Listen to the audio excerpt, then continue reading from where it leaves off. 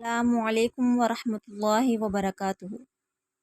میں اپنی آج کی اس ویڈیو میں آپ سب لوگوں کو خوش آمدید کہتی ہوں۔ ہم نے نورانی قاعدے کے پہلے 2 سبق پڑھ لیے ہیں۔ آج ہم پڑھیں گے نورانی قاعدہ سبق نمبر 3۔ تو آئیے شروع کرتے ہیں اپنا سبق نمبر 3، حروف مقطعات۔ اعوذ باللہ من الشیطان الرجیم، بسم اللہ الرحمن الرحیم۔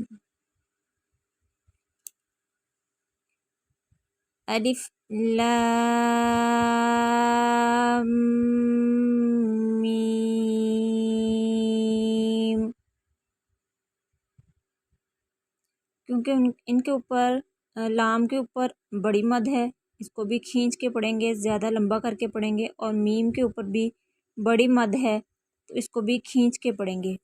میم کے اوپر شد ہے تو پچھلے حرف کو اگلے حرف کے ساتھ ملائیں گے، لام میم، اس طرح الگ الگ کر کے نہیں پڑھیں گے، ان کو ایک ساتھ جوڑ کر پڑھیں گے۔ دوبارہ پڑھتے ہیں، آپ لوگ بھی میرے ساتھ ساتھ پڑھیے گا۔ الف لام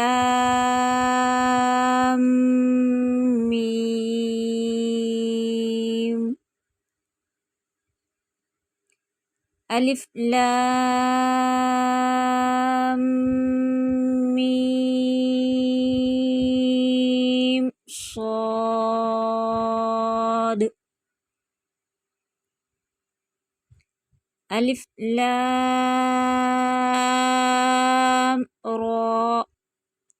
کیونکہ را کے اوپر کھڑی زبر ہے تو اس کو صرف ایک الف تک لمبا کریں گے، لام کے اوپر بڑی مد ہے تو اس کو زیادہ کھینچ کے پڑھیں گے، را کو کم کھینچیں گے، لام کو زیادہ کھینچیں گے۔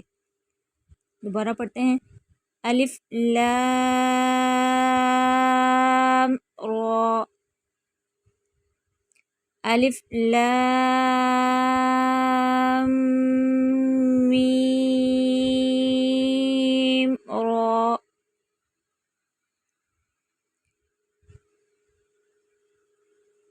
کاف ہا یا عین صاد۔ ہا اور یا پر کھڑی زبر ہے تو ان کو ایک الف تک لمبا کریں گے، یعنی کہ بہت کم کھینچیں گے، اور بڑی مد ہے کاف کے اوپر، عین کے اوپر اور صاد کے اوپر، تو ان کو 5 الف تک لمبا کریں گے۔ طٰ طاسین میم، طاسین،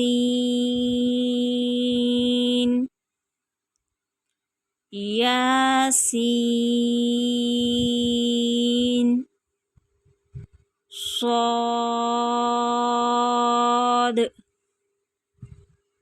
حامیم،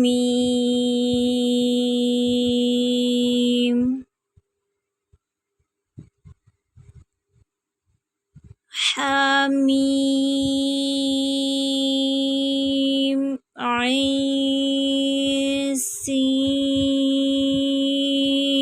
قاف، قاف، نون۔ صدق اللہ العلی العظیم۔ یہ تھا ہمارا آج کا سبق، حروف مقطعات۔ حروف مقطعات کیا ہیں؟ یہ وہ حروف ہیں جن کی آج تک کوئی مفسر دین تفسیر ان کا معنی یا ان کا مفہوم بیان نہیں کر سکے، یہاں تک کہ وحی لے کر آنے والے فرشتے حضرت جبرائیل علیہ السلام کو بھی ان کے معنی اور مفہوم کے بارے میں نہیں علم تھا۔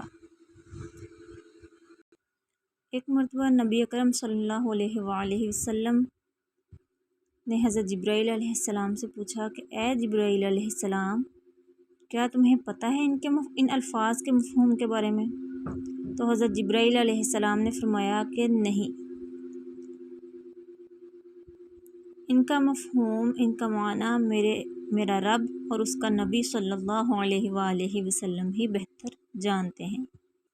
اس کے ساتھ ہی ہمارا آج کا سبق ختم ہوا۔ انشاءاللہ العزیز میں اگلی نیکسٹ ویڈیو میں ہم لوگ ملیں گے اور تختی نمبر 4 پڑھیں گے۔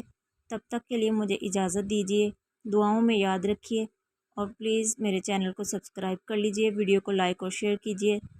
اللہ حافظ۔ السلام علیکم ورحمۃ اللہ وبرکاتہ۔